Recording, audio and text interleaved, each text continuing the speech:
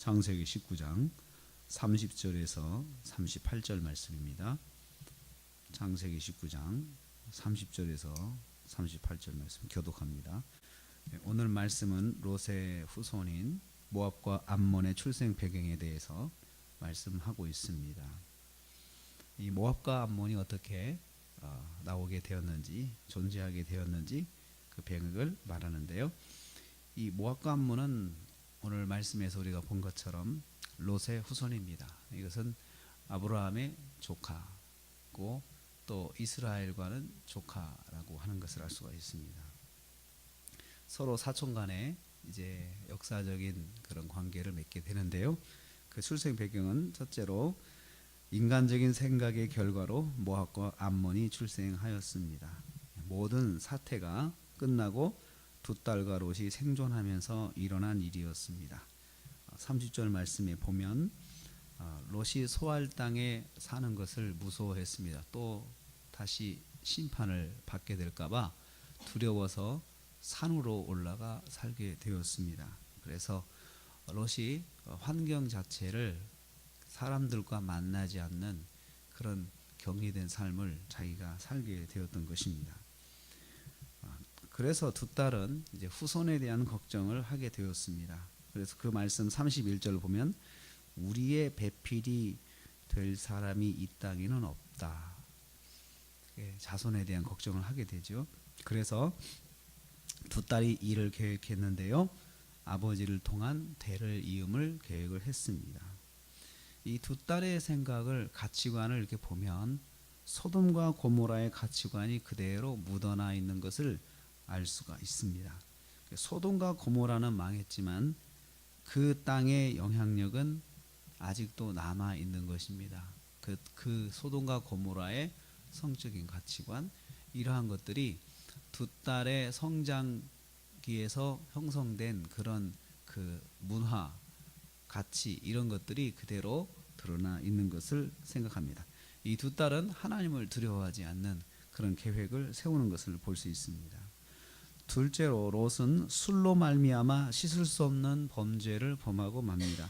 그런데 여기 오늘 말씀에서 참 안타까운 것은 롯 자신은 아무것도 모른다는 거예요. 술 때문에 그런 일이 일어났는데도 술 때문에 아무것도 모르는, 그냥 자기 자신이 저지른 범죄에 대해서 전혀 의식하지 못하는 롯의 모습을 볼 수 있습니다. 그래서 우리가 회개할 때 알고 지은 죄, 모르고 지은 죄를 회개하잖아요. 사실 롯은 모르고 지은 죄가 바로 두 딸을 통한 자녀를 낳는 것이었습니다. 큰딸이 먼저 범죄하고 다음날 둘째 딸이 범죄합니다.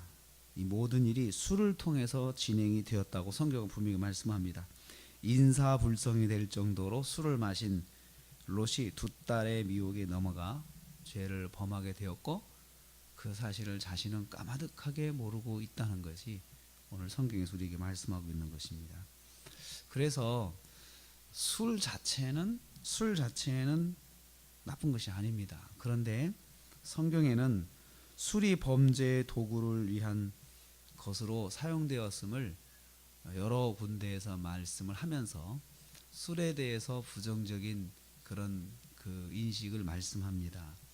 그래서 술 취하지 말라라는 말씀이 에베소서에 있지만 사실 술을 먹지 말라는 말로 해석을 하지 않고 그냥 술을 먹지 말라가 아니고 술을 취하지 말라라고 이야기를 했지만, 성경이 또 술에 대한 말씀을 올 때 이 같은 경우를 통해서도 부정적인 의미로 성경이 말씀하고 있습니다. 노아도 술 때문에 실수했던 것을 우리는 잘 알고 있습니다. 그리고 여기 롯이 또 술 때문에 범죄를 하였습니다. 이 술이 이처럼 범죄의 도구로 항상 사용이 되고 있다는 것을 우리는 기억을 해야 합니다. 세 번째로 모압과 암몬은 롯의 후손이 되었다, 이렇게 말씀합니다. 모압과 암몬의 출생은 아브라함의 조카 롯의 실패로 낳은 자식이었습니다. 그래서 분명히 우리가 이 배경을 성경을 통해서 알 수 있습니다. 소돔과 고모라의 심판에서 교훈을 얻지 못한 롯의 실패로 얻은 자식이었습니다. 그러나 아브라함의 조카들이 되었고 또 이스라엘 민족의 사촌간이 되어서 역사적으로 이스라엘과 아주 뗄래야 뗄 수 없는 그런 적대 관계를 형성하는 민족이 바로 모압과 암몬이었습니다. 그래서 팔레스틴 동편에 거주하면서 모압과 암몬이 위아래 있으면서 그 서편에 있는 이스라엘을 끊임없이 괴롭히는 민족이 되었는데 그게 바로 모압과 암몬입니다.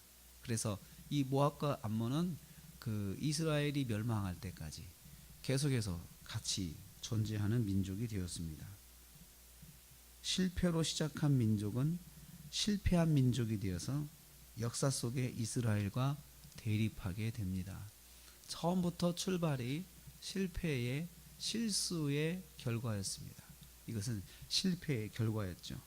저는 이 말씀을 통해서 죄의 영향력이라고 하는 것, 죄의 영향력이라고 하는 것은 끊어내지 못하면 지속적인 영향력으로 개인과 가정과 민족을 괴롭히고 망하게 한다는 것을 여기서 우리는 교훈을 얻어야 된다고 생각을 합니다.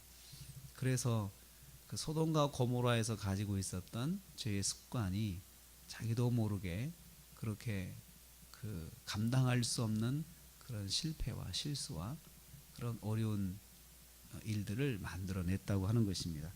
그렇기 때문에 우리는 죄는 모양이라도 흉내를 내면 안 된다라는 성경의 말씀을 기억해야 합니다. 모양이라도 흉내내면 안 됩니다.